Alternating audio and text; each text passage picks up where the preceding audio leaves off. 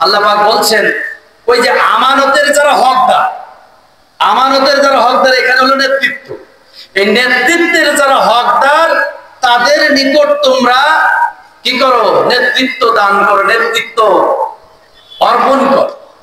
প্রিয় বন্ধুগণ, তাহলে এটা একটা বিরাট একটা নির্দেশনা আল্লাহর পক্ষ থেকে, এটা একটা ফরজ ঘোষণা, জোরে বলুন ঠিক কিনা?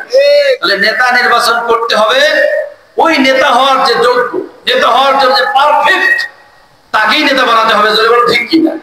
এই জন্য আমাদের দাবি হলো আল্লাহর আইন আর সৎ লোকের শাসন। আল্লাহর আইন চাই, সৎ লোকের শাসন চাই।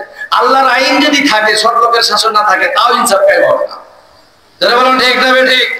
সৌদি আরবে আল্লাহর আইন আছে না নাই?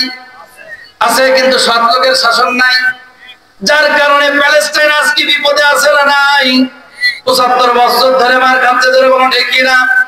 সৌদি আরব যদি একটা সিদ্ধান্ত নেয়, সাথে সাথে প্যালেস্টাইনে আক্রমণ বন্ধ হয়ে যাবে, প্যালেস্টাইনের নারী শিশুরা তারা বেঁচে যাবে, ধরে বলুন ঠিক কিনা? একটা সিদ্ধান্ত। অথচ দেখেন সেখানে কোরআনিক শাসন থাকার পরেও আজকে তারা জুলমের ভূমিকায়, জালেমের ভূমিকায় অবতীর্ণ হয়েছে। আল্লাহ পাক কোরআনুল কারীমে বলেছেন, লা তাত্তাখিযু আদুওয়ি আদুওয়াকুম, আমার শত্রু এবং তোমাদের শত্রুকে বন্ধু হিসেবে গ্রহণ করো না। তাহলে আল্লাহর শত্রু কারা? গায়রিল মাগদুবি আলাইহিম ওয়াদ-দাল্লিন, যে কথাটা বারবার প্রতিদিন প্রতি রাকাতে সূরা ফাতিহাতে আমরা পড়ছি, জোরে বলুন ঠিক না ঠিক? এই মাগদুব হলো পৃথিবীর ইহুদি অভিশপ্ত, আর দাল্লিন হলো খ্রিস্টান পথভ্রষ্ট। এই দুই শক্তি আজকে এক হয়ে ইহুদি, ইসরায়েল ইহুদি এবং আমেরিকা খ্রিস্টান, এই দুই শক্তি একত্রিত হয়ে আজকে মুসলমানদের উপরে নামাচ্ছে, করে কোনো ঠিক কিনা? মুসলমানদের জানমাল নিয়ে ছেলেমিনি খেলছে। আমার ভাইয়েরা, এখানে সৌদি আরবের দায়িত্ব কি ছিল? উম্মুল কোরা।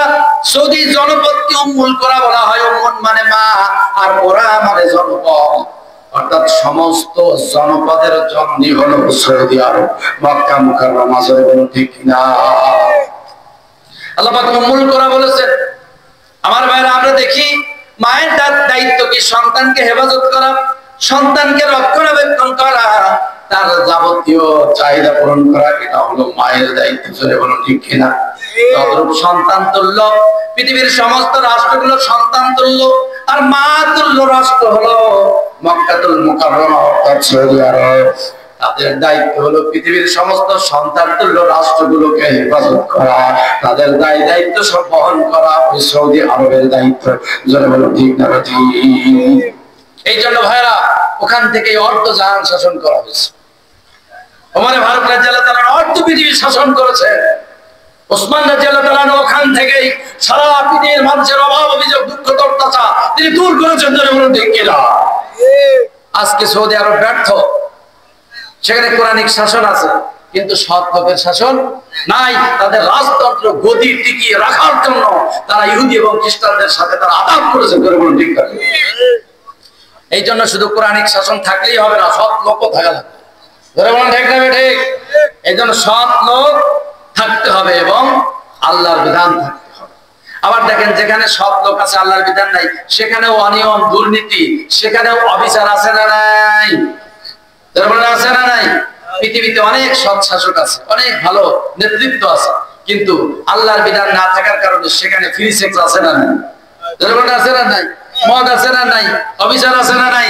জুলুমতন্ত্র আছে না নাই? কিন্তু নেতৃত্ব সৎ থাকার কারণেও, সৎ থাকার পরেও সেখানে সুশাসন প্রতিষ্ঠিত হচ্ছে না।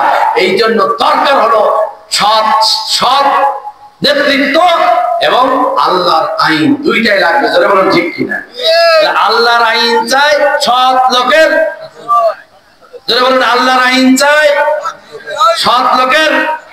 তাহলে কোন বাটপার যাতে আর ক্ষমতায় যেতে না পারে, এদিকে আমাদের খেয়াল রাখতে হবে, জোরে বলুন ঠিক কিনা? কোন বাটপারকে আমরা ক্ষমতায় দেখতে চাই না। কোন ধর্ষক, দুর্নীতিবাদ, চাঁদাবাদ, বদমাইশদেরকে আমরা ক্ষমতায় দেখতে চাই না, জোরে বলুন ঠিক কিনা? ওই জায়গায় আমরা সৎ লোক চাই, সে যে দলেরই হোক, আমরা সৎ লোক চাই।